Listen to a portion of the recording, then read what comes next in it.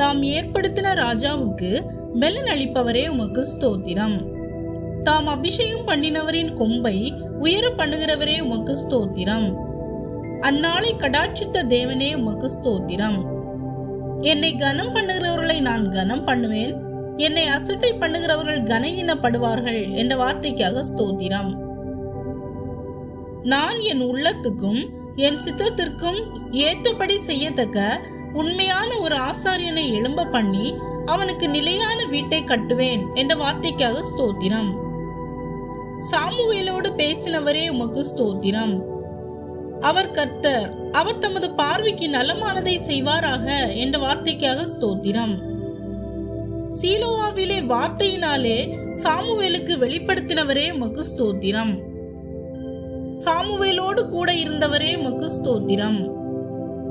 அவர் தம்முடைய எல்லா வார்த்தைகளிலும் ஒன்றையாகிலும் தரையிலே விழுந்து போக விடவில்லை என்ற வார்த்தைக்காக ஸ்தோத்திரம். கர்த்தருடைய பெட்டிக்கு முன்பாக தாகோனை தரையிலே முகங்குப்புற விழ செய்தவரே உமக்கு ஸ்தோத்திரம்.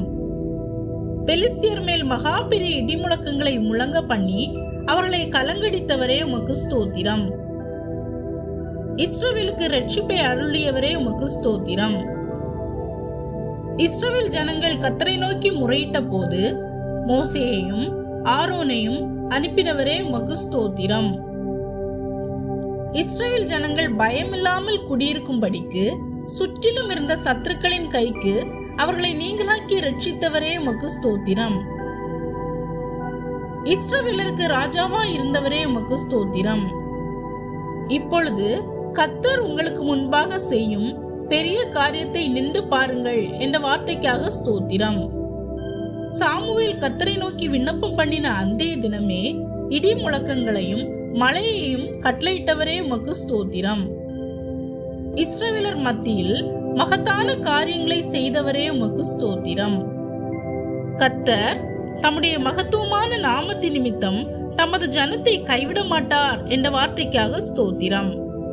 ஆமென்.